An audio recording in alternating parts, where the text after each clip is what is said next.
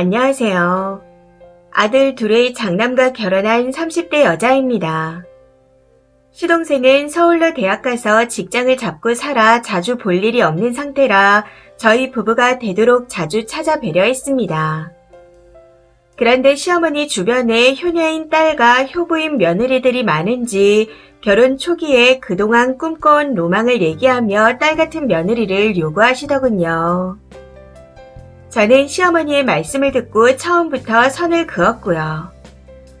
원하시는 게 너무 많고 디테일했기에 그 꿈은 제가 이뤄드릴 수 있는 게 아닌 것 같다 말씀드렸습니다.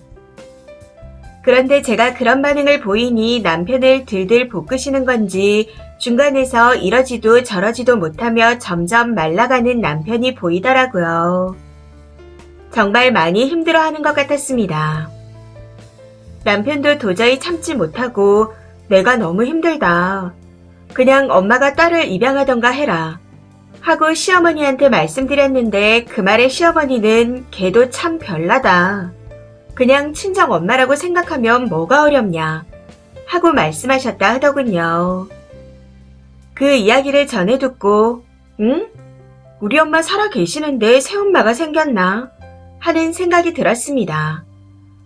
그러고는 이내 죽기 전 소원이라 하시는데 이걸 못 들어드리나 싶어 남편에게 내가 알아서 할 테니 나서지 마라 하고 말했습니다. 이후 시어머니를 만나 그렇게 원하시는지 몰랐다.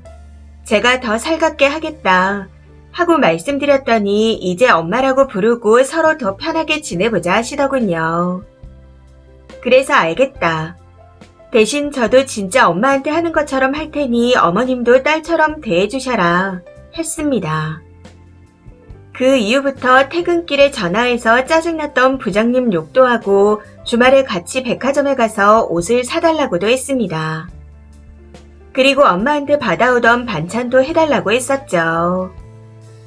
대신 저도 주말에 어머님 친구 딸 결혼식에도 따라가드리고 같이 미용실도 가고 백화점 갔을 때 운동화도 사드리고 했습니다.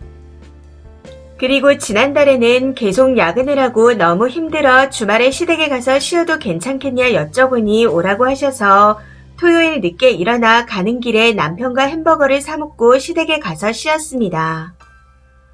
TV를 보다가 나오는 메뉴를 보고 해달라고 했더니 재료가 없다 하시기에 남편과 마트에 다녀오라 보내고 저는 낮잠을 자기도 했었고요. 장 보고 오셔서는 요리하시려고 저를 찾으시는데 시아버지께서 피곤한데 그냥 자게 둬라 하고 말리셔서 요리가 끝나고 깨울 때까지 누워서 쉬었습니다. 시아버지께서 저를 정말 많이 예뻐하시는데 가장 큰 이유가 제가 술을 잘 마십니다.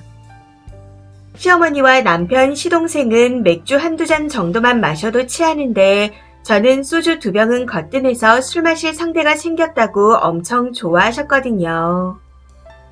아무튼 그날도 시아버지와 소주를 마시다가 취한 척하고 들어가 자버리니 남편과 어머님이 뒷정리를 하고 주무셨네요. 아침에는 해장국을 끓여놓고 깨우셔서 먹었고 양심상 설거지는 해야 할 것 같아 제가 했습니다. 그러고는 커피를 마시면서 쉬고 있었는데 친정 엄마한테 전화가 오더라고요. 요즘 왜 전화도 없고 반찬 달라는 말도 안 하냐 물으시기에 나 새엄마 생겼다. 새엄마가 옷도 사주고 반찬도 해주고 한다 하면서 자랑을 했습니다. 듣고 계시던 시아버지는 좋아하시며 점심은 맛있는 걸 사준다 하셔서 아울렛 가서 식사를 했고 아버님께서 옷도 사주셔서 챙겨주신 반찬을 들고 집으로 왔습니다. 그렇게 두 아달은 주말은 물론 평일에도 한두 번씩 가서 지냈더니 지난 주말에 시어머니께서 드디어 너무 자주 오는 거 아니냐. 친정에도 가라 하고 말씀하시더군요. 그래서 제가 괜찮다. 엄마가 오지 말랬다 하고 말씀드렸더니 과일 한 박스를 사주시고는 친정 부모님께 드리라며 친정으로 가라고 하시는 겁니다. 옆에서 남편이 땡땡이 처갓집 가면 밥 먹고 하루 종일 누워있다 술 마시고 그런다. 그래도 우리 집에선 며느리라고 설거지라도 하는 거다 하고 말하더군요. 그 말을 듣고 시어머니께서 한숨을 쉬시며 친정에 가서 엄마 일도 도와드리고 해라 하시기에 한마디 했습니다. 저희 엄마는 와서 얼굴 보고 밥 잘 먹고 잘 쉬고 가면 그게 제일 좋다고 하시더라. 엄마가 해줄 수 있을 때까지 해준다고 오기만 하라고 하셨다. 하고요. 제 말을 듣고 한동안 아무 말이 없으셔서 어머님도 오빠한테 바라는 거 별로 없지 않냐. 오면 피곤한데 쉬어라 방에 누워있어라 하시지 않냐.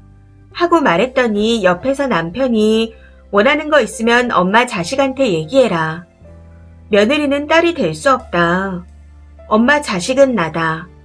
엄마가 딸 못 낳은 건 아빠를 탓해라. 하고 말하더라고요. 그 말을 조용히 듣고 계시던 시어머니께서 갑자기 얼른 가라며 저희를 내쫓으셨고 그렇게 과일 상자를 들고 나와 친정으로 갔습니다. 그런데 저녁에 시어머니한테서 문자가 오더라고요. 내가 며느리 본다고 너무 좋아서 정신이 나갔었나 보다. 나도 며느리였던 시절이 있었는데 잊었나 보다.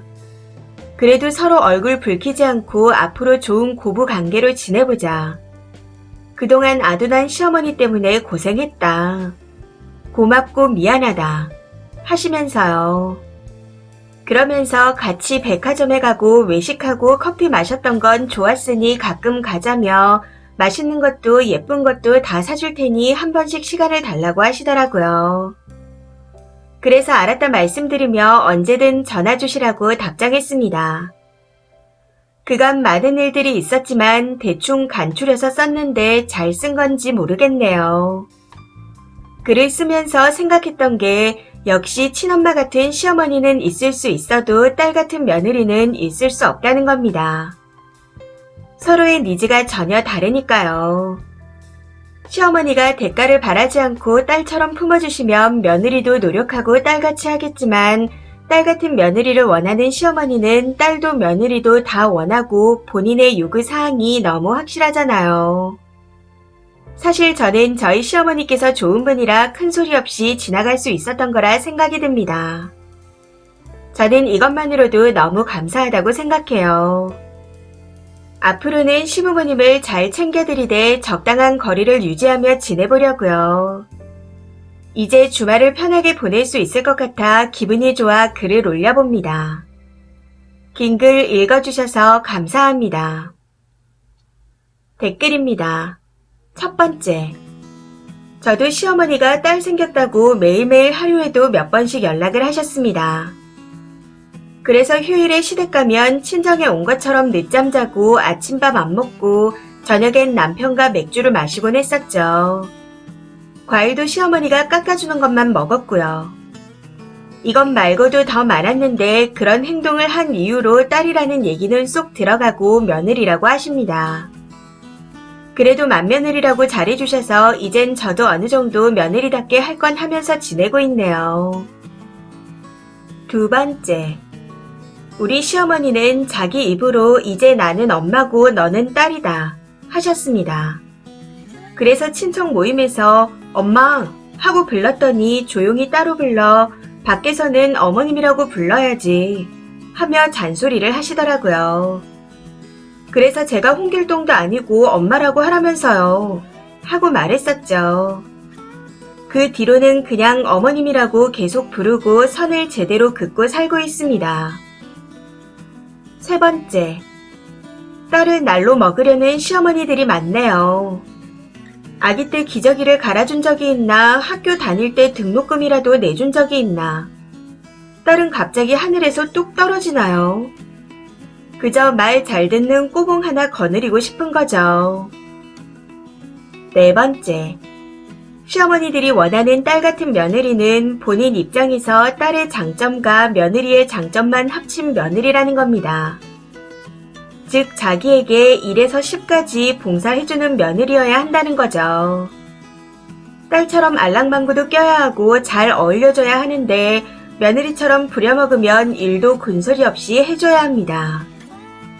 즉 노예를 원하는 거죠. 다섯 번째. 뭘 굳이 그런 정성을 들이나요? 저는 시모가 딸 같은 며느리 따위의 소리를 하자마자 엄청 크게 막 웃었습니다. 그러고는 어머님, 저희 부모님이 저를 정말 귀하게 키워주셨어요. 저희 엄마가 들으시면 정말 큰일 나요. 그럼 땡땡씨는 저희 집 아들로 주실 거예요. 하고 말했더니 다시는 그런 말 안 합니다. 6번째. 그래도 시어머니랑 남편이 정상인 편인데요. 시어머니도 시어머니가 처음이라 자신이 갖고 있던 로망을 꺼내본 것 같네요. 너무 늦지 않게 자신이 불편한 요구를 했다는 걸 깨닫고 사과도 하시고 고마워도 하시는 걸 보니 님은 시집을 잘 간 것 같습니다. 이 사연은 여기까지입니다. 시청해주셔서 감사합니다.